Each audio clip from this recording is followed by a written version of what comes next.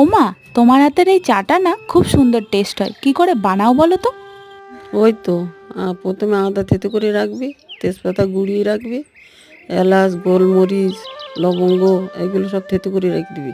রাখার পরে জল চাপিয়ে দিবি, যতটা জল দিবি চা করবি তার থেকে পরিমাণ একটু বেশি দিবি জলের।